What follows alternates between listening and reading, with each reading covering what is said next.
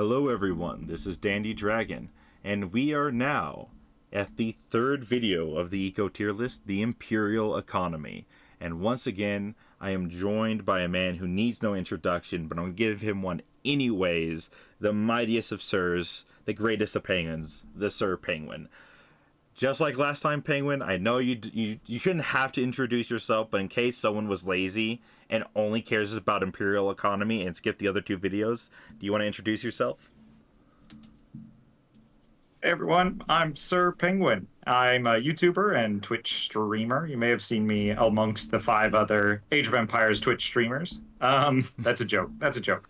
But I'm happy to cater to the boomers here. For us old people that still use YouTube. That's right. That's right. It's a double part pun because we're talking about boom civs. Yes, we are in fact talking about booming and being a boomer in the game Age of Empires. Which we'll start off in the same way that we did last time, starting with the exact same civs, going down the line, the list of the that the game has them in already, and we will be on Byzantines. Byzantines was upper B tier at the beginning, A tier in Castle, now an Imperial. Now that they've entered Imperial, the game's gone on for like 18 to 22 minutes, kind of in that range. Where do they sit? Well, that's very simple, y'all. They are basically where they were in feudal. They have a good economy, not the greatest, but it's still solid. So, hey, Yeah. we got Byzantines in the B tier. Anyone surprised by that, Penguin? I wasn't. I was just thinking about it while you were talking about Byzantines, and I was just like, oh, well, they don't really have any unique upgrades. There's nothing about them that's particular. Their big thing is olive oil, right? Yep. And cisterns. But you already have all that stuff. You should already have that stuff by the time you hit Imperial. So nothing huge is going to change. You just need a good baseline to work with. Yep. Oh, you do have the gather rate, which is good from the cisterns. You get the percentage of olive oil from your farms and your trade, which is good. Kind of just looking at them overall, they have good economy, and it is very good. We're talking upper B tier, not lower B tier, like almost A tier, but just missing a couple things. But hey, they're a good civ. Their resources per minute are no joke, very efficient, and honestly, depending on what you're getting from your olive oil and how well you're maintaining your resources, you could argue they're even A tier in the boom. But in terms of just the resources per minute and kind of their anything that kind of involves in that kind of system, that's where they are at. Which then leads us to the next civ, Japan. And Japan, who's been just riding Byzantine's coattail this whole time, they're still doing it. Still going. They have not really changed position once. They're just like consistently getting those town center increases in the middle of their base, and that's probably the biggest like buff they get over the course of the game. Yep. Now, one thing that actually is very nice that helps their economy or gets their economy to actually be in a sense a little bit better than the Byzantines, if we start looking at free resources, is their Tanegashima gunsmith allows you to get free Revoltquins basically, or Ozutsu if you're making anything else out of there. I don't know why. But you can get free Ozutsu and free Revoltquins, which Ozutsu are great at destroying bases, and then Revoltquins can hold any front line for days, and technically you get them for free. So if we include that, arguably they're actually above Byzantines and kind of in almost the A tier bracket. So once again, Gotta say, I'm a sucker for Ozutsu. Yeah, it's good, especially if they're free, especially when they're free. Yeah, it's the thing that really holds back Japan is their timings, honestly. Surprisingly, they don't like get everything going very quickly. You kind of have to wait for all your Shiros. You have to get the upgrade from the thing to get that, to get the additional 2. Your oh my gosh, relics will only give you gold, so you don't get the benefit of grabbing all the relics as much as other civs would with tithe barns. You don't really have a good wood economy. Your trade doesn't have any additional benefits. They're not horrible. It's just they don't have a lot of things that add up. So they're kind of I just think it's safe to say that the reason Japan isn't like considered as good as a civ like Byzantines and things like that, if you take it into the more general spectrum of things, is because they don't have the same tools someone yeah. like the Byzantines do, like the production speed or some of those boons that some of those better military civs with fairly okay or weaker eco have. Yep. So they're just an average boom civ. They're just an average boomer. Next, we have ABBA. ABBA, who kind of did poorly in the beginning of Feudal, really jumped up there in Castle and has stayed there. Their economy is bonkers. Great trade, great villagers. The only thing they do not have is passives, so they are very rateable. Mm-hmm. But that Yeah. doesn't matter in this test. This is just how good are they at booming, and ABBA is a boomin'. Fast traders, If nothing percentile. else, Yeah, yeah, I just like it's one of those things where Abbasid is rateable, right? But they also should have like a bunch of TCs at the late part of the game, and so you can replace those vills pretty easily if you are being rated, or you just wall it off, and all of a sudden Abbasid is just chilling out in the late game, building spearmen, building trash for the rest of the game. yep.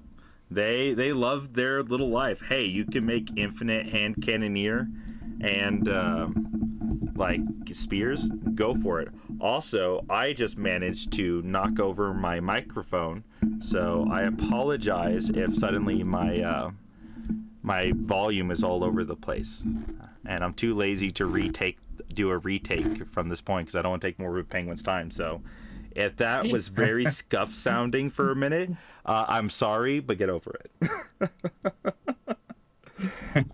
Next up, we have Ayubid, the variant civ. Now, there's two places Ayubid can be. One, did they in fact go for the early boom to have the one of, if not the best, feudal and castle economies? If they did that, I need, like, if I can get an additional row below, yeah. And this row is called Ayubid. There you have S tier, A tier, B tier, C tier, D tier, and then you have Ayubid. They are so far beneath every other civ, it is a joke. Their maximum economy is like HRE castle economy. It's bad. Yeah. It is bad, Yeah. okay? I cannot explain how poor that economy is for that civ. Genuinely. I think this you can easily see why Ayubids are much more prevalent on the solo ladder than the team ladder, because team games go later, and if you go for an early economy in a team game, you are going to be dragging behind your teammates in the late game. Yep. So yeah, this civ, do not play any game you think is going to go to Imperial. If it can go Imperial, there's no reason to play Ayubid.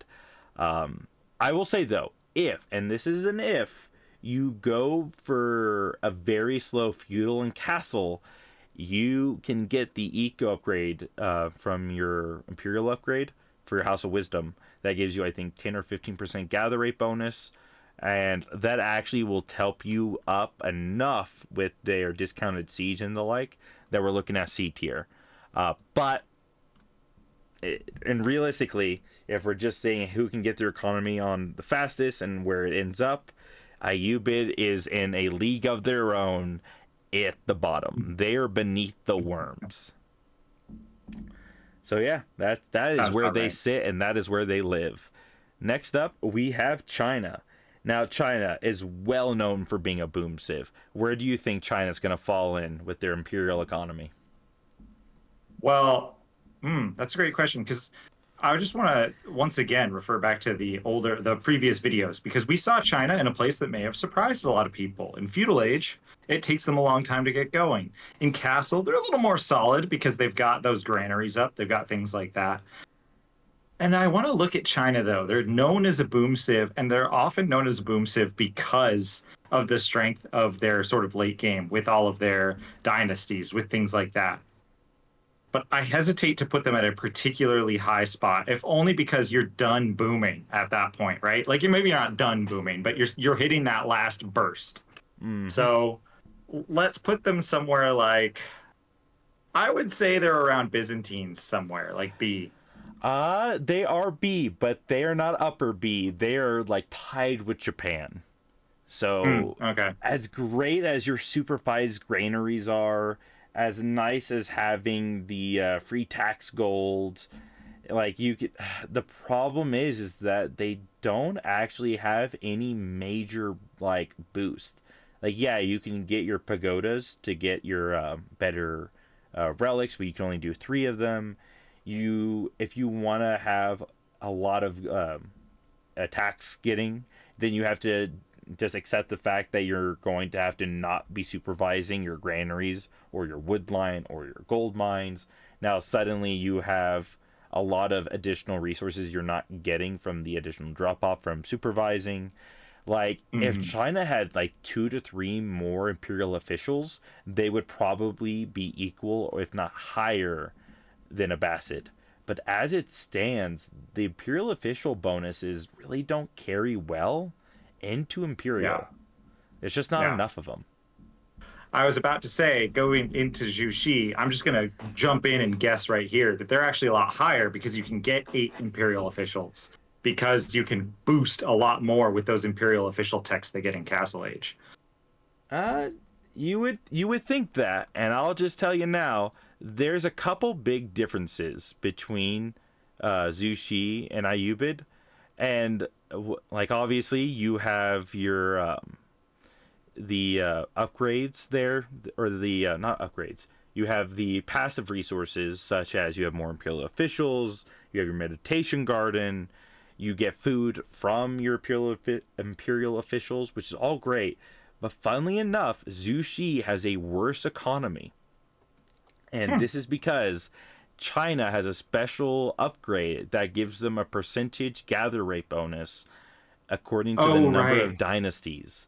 So, That's funnily right. enough, Zushi economy is upper C tier in Imperial. They were B tier and feudal, maybe kind of more A tier. Like they were higher at the beginning. In Castle, they were even with China, but now in Imperial, they have taken China's spot. Like genuinely, like they are polar opposites in terms of their economy at this stage of the game. Like you have like Zushi is more of a feudal boom civ, whereas China's more of an imperial boom civ for the two. Yeah. Yeah. That's fair. So I actually kind of like that. I think that's a good place for them to be. I think they're good civs. And here's the thing: when you're looking at China, it's not the strength of their economy; it's the diversity of their military with the strength of their economy. You can Right. get your grenadiers. You have Nesta bees. You have clock tower bombards. Zushi has AoE bombards. They have Imperial guards. The strength of their military with their good eco slash kind of at least like decent eco is what makes them feel so powerful. It is not just their eco in terms of eco. They're basically average civs in Imperial. And shout out to Imperial Palace Guard. Yes, they are good.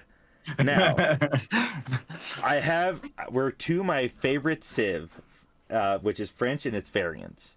And I gotta say, there's two way to look at French and Jean, and what you do here will make a big difference in terms of their economies.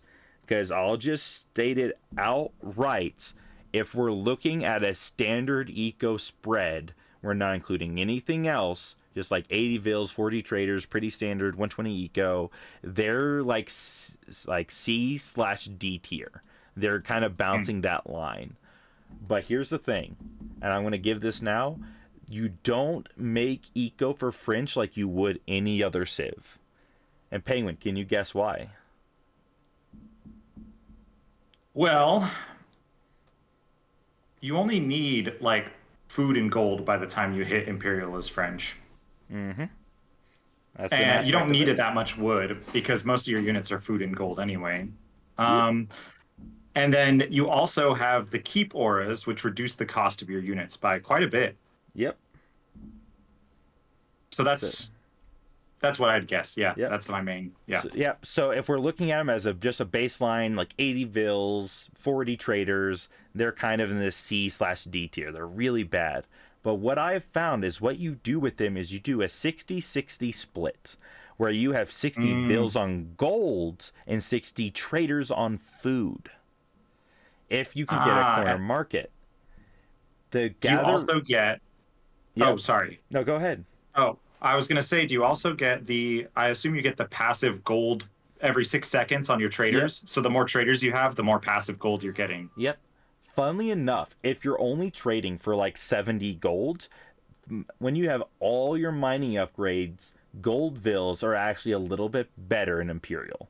Because it's like, I think like 60 or 75 gold per minute per vill when you're on a gold mining versus like 65 to 70 with the trader. So if you can trade for food, with which French has no food bonuses, they have one of the worst food economies in the game. They have a horrible without it. But if you trade for your food, suddenly you have, it's like having 120 vills on gold in terms of your resources per minute, which is actually so far superior to every other economy.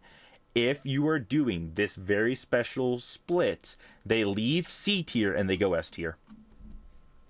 You know, we've seen Beastie do that in a tournament before. He did it against Puppy Paw. This is ages ago. People are gonna be like, Penguin, what are you talking about? This is ages ago. But Beastie won a huge game against Puppy Paw with Jean just trading. I don't think he even had that many villagers left because Puppy raided the hell out of him. Sorry, pardon me. But outside of that, just used traders to win that game. What was that? It was one of those tournaments. But anyway, and the reason I bring that up, and just to react to that, I'm not too surprised that with that setup, you can get a crazy amount of eco. It just seems really expensive and difficult. Yes. But if you're booming early, you actually have a lot of traders because you're getting like half of them for free with Chamber of Commerce.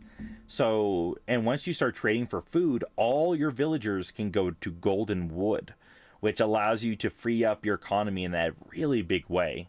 So in terms of a boom civ, your castle timings might have been horrible, your feudals were decent, but if you can make it to Imperial and get the trade economy online, we're looking more than likely something more like this, where they could be S tier if you got like cross map trade, like on a large map. Realistically, you're looking more like upper A tier.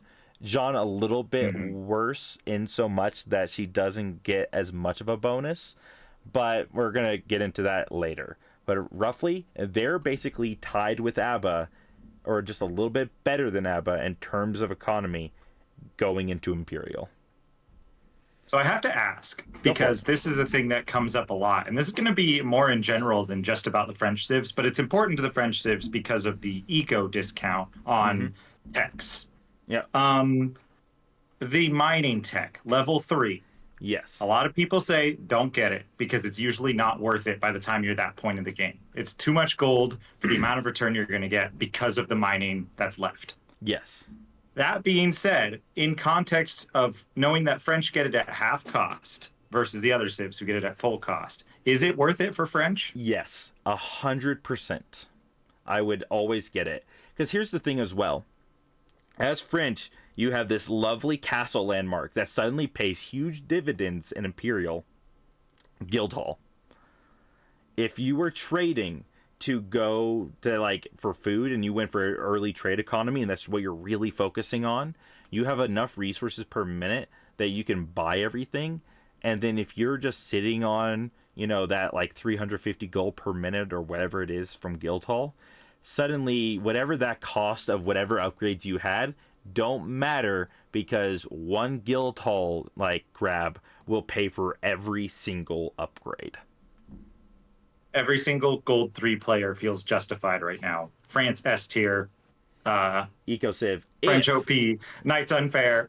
Yep. If we're talking like you were left alone as French for 24 minutes on a map with cross map trade, and you know exactly how to split your eco and do everything properly, they are A tier, almost S tier, maybe possibly S tier.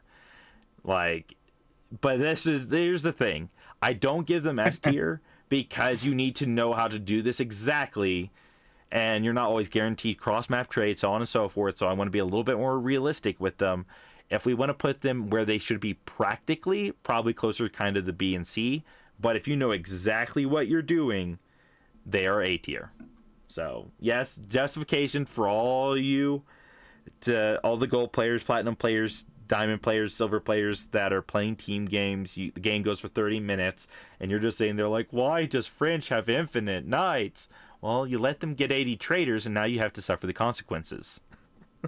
What? I never 80 yeah, yeah. 40 fills never on never food. happened. Couldn't be me, Dandy. No, you definitely never just left them alone to get up 40 vills on food, Guildhall on food, and 80 traders to just get infinite gold. Surely. Couldn't be me. Couldn't be me. Well, next up we have the unique Templar Civ. And this Civ is finally starting to see a rise from the pits. Here's the issue, though it has. Even by Imperial, we're at the 20-24 minute mark, it is still not done booming. But with that in mind, it is no longer horrible. You have pilgrims, you have, if you went for the traders, your traders are super good. I think they're called Venetian traders. They're super fast. You can only get 5 of them, but they're like 15 and 1 or 15 and 5, like race which is cars. great. Yeah, they are NASCARs. They are great.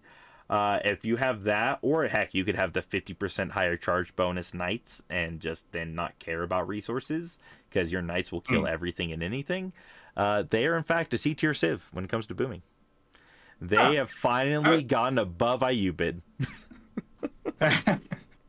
I'm pleasantly surprised, if only because, like, I guess you think about it and you think about their stages that they can take a lot of eco stages. Like, a lot of people are going to take the melee damage stages. I've seen that a lot. Or the cost reduction stages for their units. And that makes sense, don't get me wrong, because you're getting cheaper knights, you're getting cheaper units.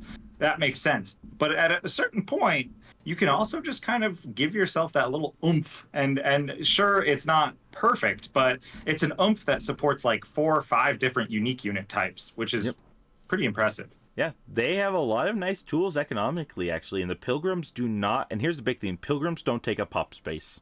So that's just like 10 to 20 traders in terms of gold per minute that you don't need to pay for. Yeah, you just get and AoE 2 called, they want their Venetian traders back. They call them Cobra cars there.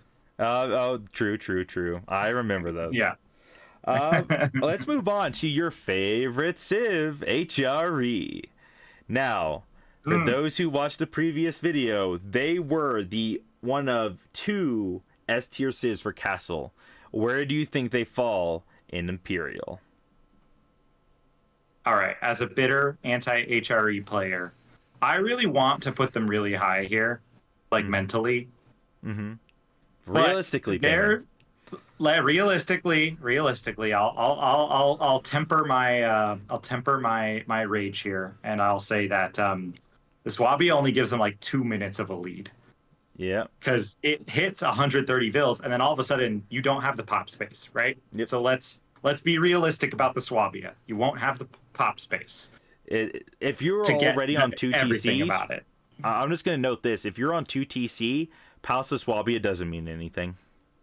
Yeah, right. And that's what I was kind of thinking. If you want to hit 130 eco, 120 eco, like you kind of want to aim for, they start to fall off because they have their relics already. That's Regnants. That was Castle Age.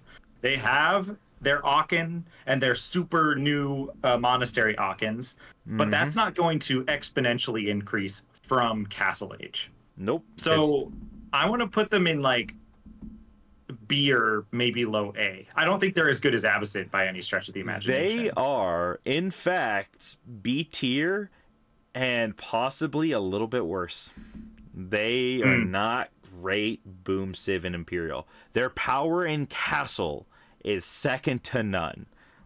But we get to Imperial, I hate to say it, for all those who are like, oh, HRE's broken. Oh, I played against them in FFA. They got king kill, and then they just skyrocket. It's like, yeah, their castle is the strongest in the game.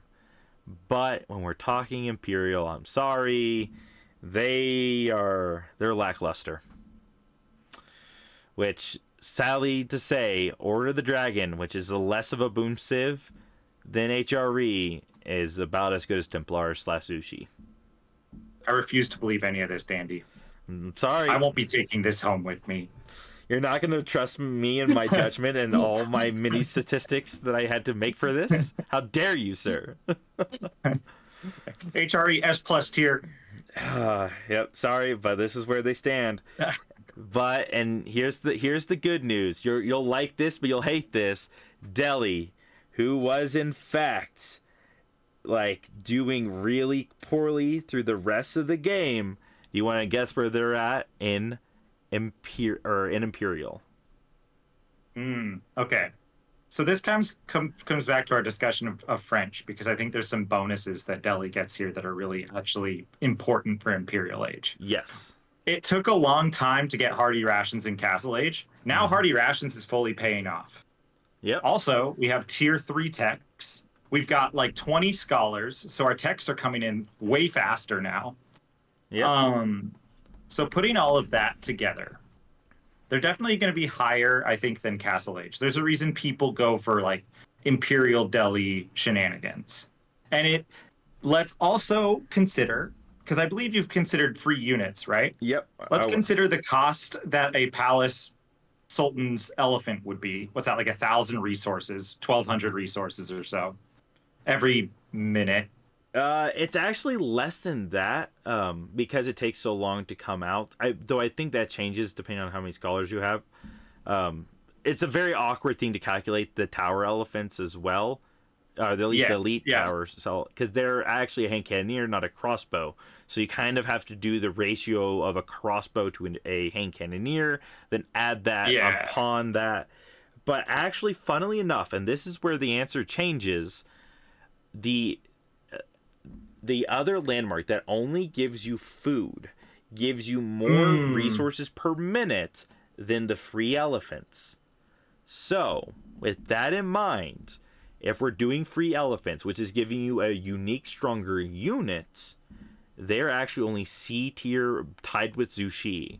But, this is a big but, if you are playing the other landmark, which I definitely recommend if you're on a water map, because it gives you more food for every upgrade you've gotten, including dock upgrades, which it's also kind of great if you fast imp and don't have a lot of farms set up, because it's so hard to get food as Delhi. It's kind of great in that context. Yep. So if you're going with these cav heavy, minute arm heavy, / like you're using a lot of food because you don't make a lot of siege, you just make elephants instead of siege.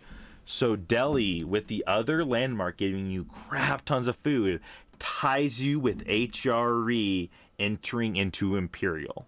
Now, we're not talking like an hour into the game. We're talking just like at this point in the game, you are actually tied with HRE economy. Finally, Delhi can stand against the HRE menace. If I survive Castle Age, I'll see them there. Yep. You can finally face them on equal footing. You had it. You were equal, maybe slightly ahead in that kind of like feudal area if you were fighting. But the castle, man, you had to fight uphill against HRE. But now you survived the onslaught of infinite freaking men-at-arms. And now you may fight them head to head. And Delhi is finally not like horribly beneath HRE. But we don't care about Delhi anymore. We're going to move on to everyone's favorite let's hide in a corner civ, English. And guess what? We have our official very first D tier Imperial civ. Yeah. Guys, it's bad. Yeah. It is bad. Your farm all the farm nerfs that happened that make farms worse. Here's the thing, those bonuses stacked, and that's what made their economy so good, is their farms were so great. Now they're barely better or even similar to granaries, if even that. And then the gold per minute from enclosures, it's nice. It's not a lot. I actually kind of feel bad for English players after the farm nerf, because that's everything they had, right? Was the fact that they have these safe farms, and they still do. Before Oh any yeah. chads out there come after me for saying that England's not good, England's really not that good right now. Like because of the farm nerfs, they lost a lot that gave them their identity. Enclosures still good. You can make men at arms nonstop. You can still do that. Yes. But That has I think not they been lost a removed. lot of their like tech and those values that they can get really quickly, like they used to be able to get. Yes. The real strength of English is the power of their army with that, was it 30% attack speed boost? They have Right. Revolquins. They have some of the best hand cannons in the game. Your strength is your army, not your economy. Also, you're very safe to get to Imperial. But when we're just looking at your resources per minute sort of mentality, the only civ you're beating is IU bid. I'm sorry. I'm sorry, English players. You are losing the Imperial game, which is going to make this all the worse. With HOL, English was above them or keeping pace with them up until Imperial, and then suddenly House of Lancaster has two things that really bump them up. One, the manners. Manners give you more free resources per minute, especially once you get all the upgrades. So now you have 9 of them, and now they're getting you gold. So suddenly they're better than the English farms. And now, I think Beastie mentioned it in a recent video. You know about the Wingard Palace thing, right? Yeah, the fact that with manners and stuff, you're basically making units nonstop for free. Yep, you have basically infinite Revolquins and Culverins. And if you Yeah. look at the price, like how much it costs to get and how much per minute, you are getting a free Revolquin every minute. That's expensive. That's a lot of Yeah. resources. There is Yeah. no reason to go Berkshire when you can get an infinite supply of Revolquins and Culverins. I Who hate. needs a 15 tile range fire arrow when you can have a 3 tile range shotgun? Yep, exactly.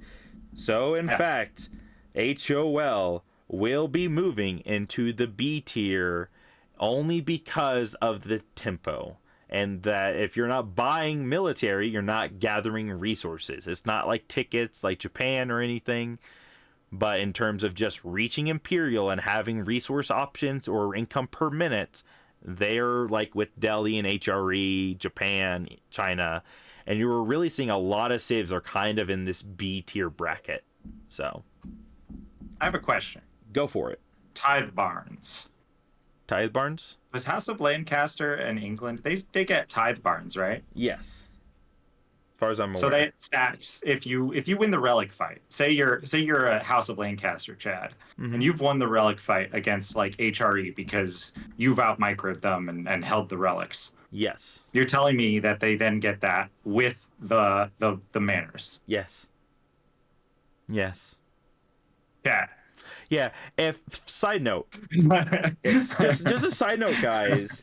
House of Lancaster, if they have all their manners, and let's say they grab the relics, and then they have the sacred sites, they genuinely don't need any villagers on gold because they can beat you with Revoltwinds, Culverins, Spearmen, and their Yeoman archers. They genuinely do not care. Yeah. That tracks from how I understand them right now. So take it late. Yep. I think that's the narrative here. Yeah. Take it to Wingard. HOL just wants to hide in their base, and they just want to try to survive feudal and castle. And if they take you to Imperial, you probably lose. Yeah. Yeah. That tracks. Which brings us to a new civ. Finally, guys, we've done it. We have finally done it. Malians, it's finally good.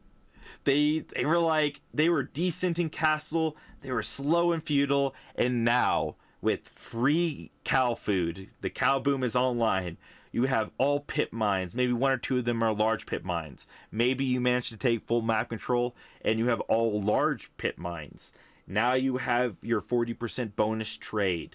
You have all these beautiful, beautiful things. And that means Malians is S tier. Finally, Malians can be validated. Yeah. True. True. Just more reasons to play Malians. Not enough Malian players out there, if you ask me. Genuinely, yeah, it surprises me. Malians is so good. I think it's just because they're hard to boom with while defending yourself. Yeah, like Dantos and Javelins are really good, but it also slows you down a lot. And a lot of players don't like to hang out in feudal for a long time. They don't like to hang Yeah. out in castle for a long time. But you Mhm. can do that as Malians because you have an endless stream of units. Anyway, Yep. that's my beef. That's play Malians. Play more Malians. Yep. Which now we are to a civ. I hate to do this because they've been here every single time. Mongols. White stupa chads here in the comments, like going, but I don't have walls, so I can't protect my endless trade. How do I protect my endless trade? How do they protect their endless trade, Dandy? They kill their opponents. Guess what? When you destroy opponents' bases, that's the best economy in the game. Fun fact, the fastest gather rate in the game is from farms, and it's by Mongol rams. Fun fact, per minute, one ram destroying farms uncontested can get you 1,500 resources per minute with one pop space. Mongols, I don't want to hear you whine one more time. Your economy is second to none. I think this takes me back to one of the most famous or perhaps infamous games of Age of Empires 4, where Crackety was playing Delhi against, oh, who was it? On Mongols. And it was this, like, it was just a ladder game. Yeah? And this game went like an hour and 30 minutes because Delhi had tons of keeps and Mongols only built rams.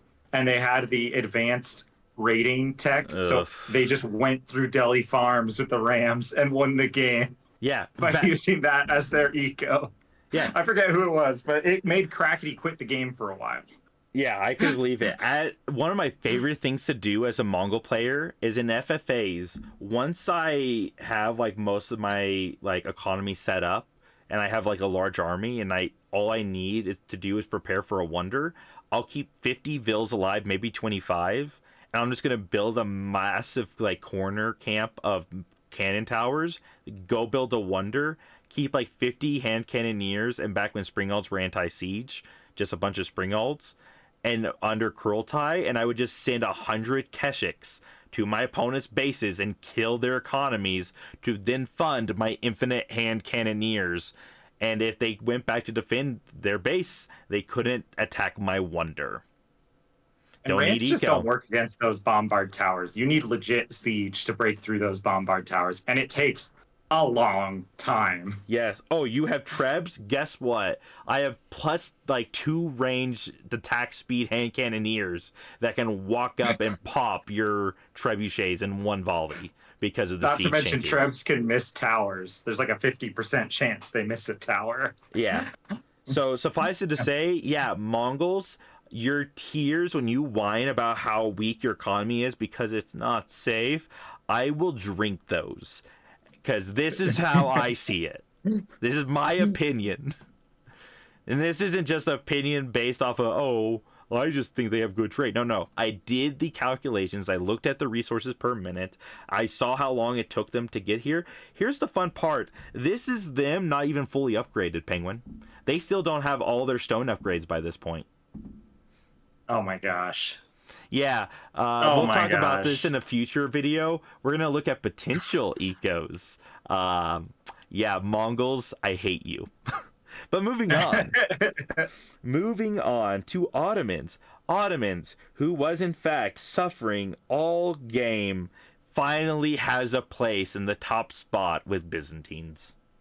Free military is now suddenly so good. Free great bombards, free janissaries, free knights.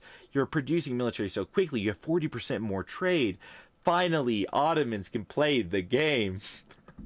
I was going to say, we've taken a long time talking about in the last couple of videos how Ottomans are just not good at all right now because of their static improvement.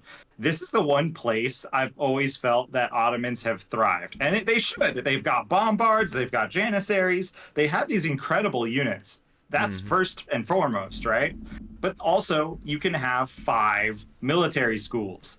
So all of a sudden, all that waiting for your military schools to pay off, there's no waiting anymore. You're getting tons of free units with the bombards. You're getting tons of free units, or tons of eco saved with those janissaries coming out. Let's say Yep. more correctly. All of a sudden, that's that. I say all of a sudden, you've given me the all of a sudden bug. Yep. That eco turns into something where Ottomans are one of the best like late game civs, if only because of their army comp, with the fact that most of it's free. Yep. This is true. So finally, Ottomans can feel justified that they deserve to be in this game because they're better than Ayyubid. Well, everyone's better than Ayyubid. They're better than English. They're better than Templar. They're better than OTD, Zushi, House of Lancaster, Delhi, HRE, China, Japan. They're finally in that top 50%, baby. But Just good luck getting there. yep, that's the caveat. That is in fact the caveat. So yeah, which leads us to our final civ, and guess what? It's underwhelming. Yeah, Rus, they have cheaper siege, which is nice, which means they can make a little bit more siege than other civs with high armory. They have hunting cabin gold. They have their high trade house. They have the resources per minute from their tickets. And guess what? They're like Knights Templar OTD range. Yeah, that makes sense. That makes sense to me. And it takes so long to get online. You got to get bounty. If you're on a 1v1 map, for instance, and there's like your opponent doesn't let you get half the deer packs, well, then you're not going to get your bounty up fast enough. Like, you got so many things working against you as Rus. It kind of sucks. You are not a good boom civ. Everyone else is better than you, basically. You're bottom, like 4, bottom 5. Yeah, I think people probably know this at the very least intuitively. Because if you're playing Rus a lot, like I've been playing Rus a lot lately, you want natural resources because of the bounty boosts, because you want natural food, because you want to hunt and you want to do things like that.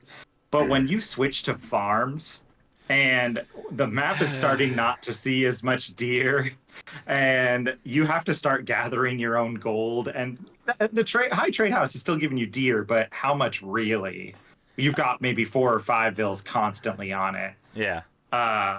You start to feel that when you hit there, like the Streltsy transition or the full knight transition to actually get the value out of your powerful units, it hurts. Yeah. It hurts. Yeah, you are really relying on the fact that you grab relics, that you got sacred sites, that you made sure you got trade up, that you're on a Streltsy blob that is very hard to finish off. Like, oh, they're going to dive Streltsy? No, Streltsy just sitting there will massacre you. Oh, they have really good high damage bombards. They have a lot of good military, which will then trade off into the fact that they don't need as much eco. But in terms of a booming civ, I'm sorry, Rus, you're down towards the bottom, and we have our final list. With the caveat, once again, with French and JD, you need to set up a very specific eco to have them up here. Otherwise, they're down here with Templar and Rus and OTD and Zushi. Does the Imperial Armory for Rus play into this? Yes, it's either 20 or 25% discount on all your siege. So your ability to have resources. If I'm going to count Ottoman free military, I'm going to count the fact that for every 4 bombards you make, your 5th one's basically free. Yeah. Just checking. Yep. I figured you kept that detail in mind, but the thought occurred to me, like, that's something that keeps Rus alive, I think, a little bit. You know, you get to that point and you're like, oh, I can make endless rams now because they're cheap on wood, right? Yes. Like, there's always that. Yeah, so the higher you are on this list, the more you can get away with not fighting is kind of the idea.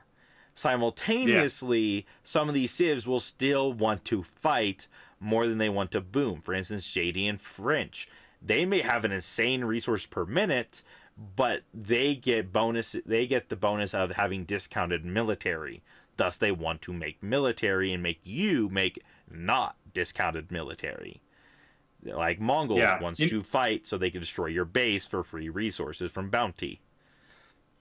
I think the irony is, I think with some of those lower down civs here in Imperial Age, I think a lot of people are going to find themselves sitting in their base trying to make their really powerful unit, and then they kind of get stuck in their base making that unit. Let's speak to Roos still, for example. Mm-hmm. Switching to Streltsy, Roos is like disappears for a good 5 minutes. And you're like, where did Roos go? They've just been in their base making Streltsy because Yeah. they can't leave their base because they'll die. But Yeah. if you attack, you'll die because they're standing still with their army of 30 Streltsy or whatever. Yeah. But it's only 30. They can't move out. If you go horseman, they're dead, right? Yeah. So it's one of those funny things. As someone who has played a lot of Bruce, it's like you hit that imp, and all of a sudden you're kind of stuck in your base. You're like, wait a second. Yep. Why?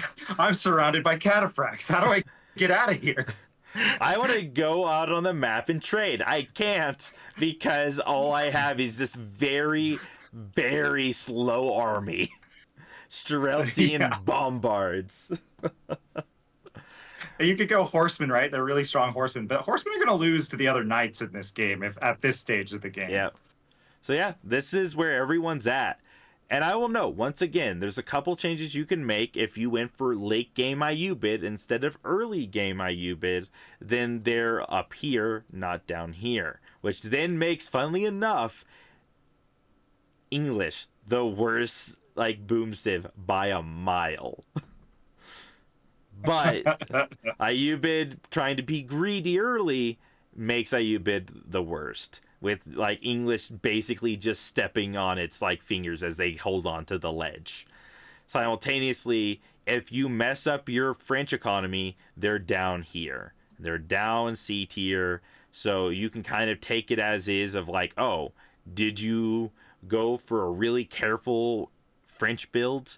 Then yeah, they're up here. If you didn't, they're down there. So I'm going to put them as A tier because I'll cry if I put them in C. Yeah, that's fair. I understand, Dandy. I get it. Yep. Well, thank you, Penguin, once again for joining me for another tier list and going over this with me. And thank you all for watching. You have a good day, and we'll see you in the next one.